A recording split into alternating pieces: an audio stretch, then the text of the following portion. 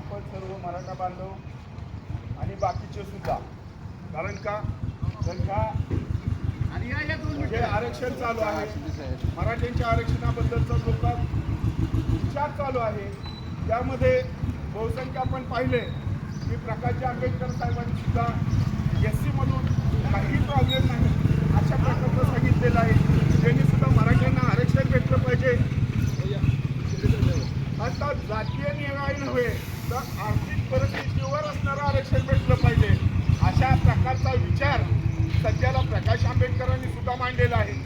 त्याचबरोबर मुस्लिम बांधवांनी सुद्धा आपण पाहिले की मराठा आरक्षणाचे ज्या ज्या ठिकाणी आंदोलनं झाली त्यावेळेच्या मोर्चाला मुस्लिम बांधवांनी सुद्धा त्याला मुस्लिम बांधव सुद्धा त्या मराठा बांधवांनी सर्व जर परिस्थिती पाहिली तर आपण जरा काही ग्रॅज्युएट झालेला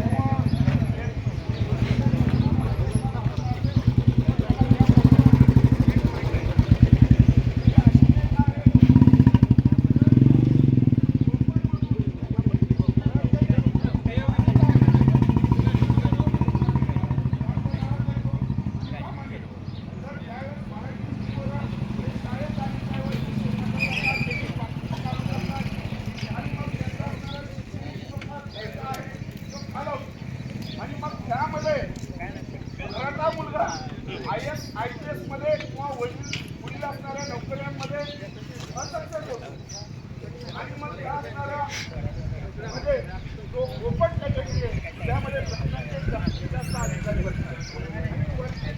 मंडळी आहे. आज जर आपण बघितलं काही मंत्री असेल तर त्या मंत्र्याचा ब्राह्मण असतो, ICS अधिकारी ब्राह्मण असतो. मग त्यांना भेटलेलं आरक्षण त्यांना भेटलेली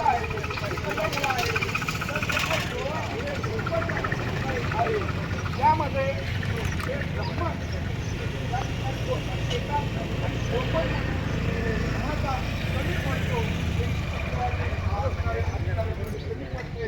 आणि जे मराठ्यांना आरक्षण दिलं तर देशाला जे अधिकारी होणार आहेत त्यामध्ये ब्राह्मणाचे अधिकारी नक्की कमी होतील. त्यांच्या हातात जे असणारी प्रशासकीय सत्ता टाकून जाईल. जे ग्रामीण असणाऱ्या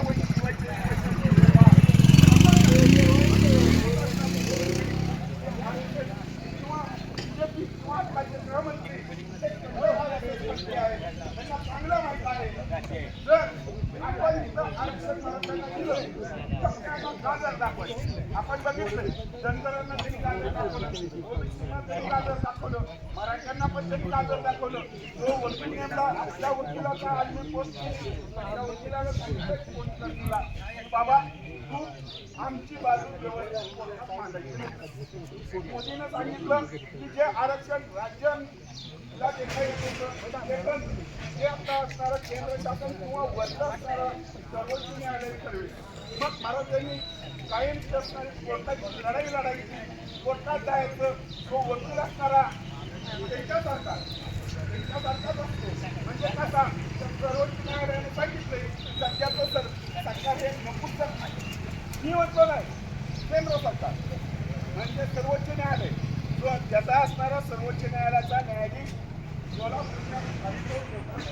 विद्यार्थी आहे आणि ते चंद्रचूड त्यांनी सांगितलं की केंद्रातलं सरकार हे नपुसक आहे आणि अशा ह्या नपुसक लोकांच्या हातामध्ये हे सरकार गेलेलं आहे. त्यांना मराठ्यांना नाही तर कुठल्याच जातीला त्यांना आरक्षण द्यायचं नाही, तर यांना फक्त यांचं गाजर दाखवायचंय आणि ह्यांना फिरवायचंय. ह्याच्या मागचं मुख्य कारण असं आहे की ह्यांना जास्तीत जास्त ब्राह्मी प्रशासन कसं राहील आणि ह्या मराठ्यांवर वचन कसा राहील. मराठ्यांना मावायचंय. ते आंदोलन एकदा जर का बळवलं की परत मराठा मुद्दा येत नाही, मराठा परत रस्त्यावर येत नाही, मराठा परत गाडी फोडत नाही, जाळत नाही. कारण का मराठ्याला रोज शेतात जावं लागते, कष्ट करावं लागते, त्याच्या पिकाला भाव द्यायचा नाही.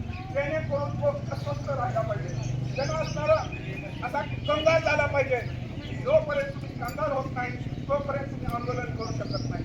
जोपर्यंत तुम्ही कंगाल होत नाही तोपर्यंत तुम्ही चांगलं शिक्षण घेऊ शकत नाही, तुम्ही चांगलं शिक्षण घेऊ शकत नसाल तर तुम्ही चांगल्या प्रकारचा विरोध पण करू शकत नाही. आणि ही असणारी त्या सरकारकडे आहे. आणि म्हणून हे असणाऱ्या संपूर्ण आंदोलनाला विरोध करण्याचं काम हे सरकार करत आहे. मित्रांनो, हे आरक्षण भेटलं पाहिजे. त्या महिलांवर झालेला अत्याचार हा आपल्या आई बहिणीवर झालेला अत्याचार आहे. ही प्रत्येक मराठीच्या मनामध्ये खून झाली पाहिजे. मी काल सुद्धा भाषणात सांगितलं की ज्यावेळेस स्वातंत्र्य लढा चालू होता त्या स्वातंत्र्य लढ्याच्या वेळेस लाला लजपत रायवर जो काटे हल्ला झाला, त्या काटे हल्ल्याचा प्रतिशोध घेण्यासाठी, त्याचा असणारा बदला घेण्यासाठी भगतसिंगांनी त्या जागेवर गोळ्या घातलेल्या. म्हणजे हे कशासाठी घडतं तर ज्यावेळेस ज्या माणसानं लाठीचार्ज केला, ज्या सरकारनं लाठीचार्ज केला, त्याला माफ करण्याची आमच्याकडे आता दानत राहिलेली नाही. कारण आम्ही अन्यायानं भयंकर असणारं गांजलो नेलेलो आहे. असं पण आम्ही नेलो आणि तसं पण नेलो. परंतु आज एक तर मराठा समाजासाठी त्याच्या आरक्षणासाठी मरू किंवा असणारं आम्ही आरक्षण घेऊन मरू, अशा प्रकारची असणारे मराठा बांधवांची मानसिकता झालेली आहे. मराठा बांधव लवकर रस्त्यावर येत नाही हेही असणाऱ्या फडणवीसला माहित आहे. म्हणून फडणवीसला आता राजीनामा दिला पाहिजे ही असणारी मुख्य मराठा समाजाची मागणी आहे. जो असणारा जोशी नावाचा एसपी आहे ज्याने ह्या पोलिसांच्या लाट्या आमच्यावर चालवल्या, त्या असणाऱ्या जोशीनं सुद्धा आता राजीनामा दिला पाहिजे. आणि नव्हे तर या सरकारनं त्याचा राजीनामा घेतला पाहिजे. आणि हे आंदोलन असंच चालू राहील जोपर्यंत मराठ्यांना आरक्षण भेटत नाही, तोपर्यंत त्या आमच्या माता बहिणीला लाठीचार्ज आम्ही बंद घेत नाही.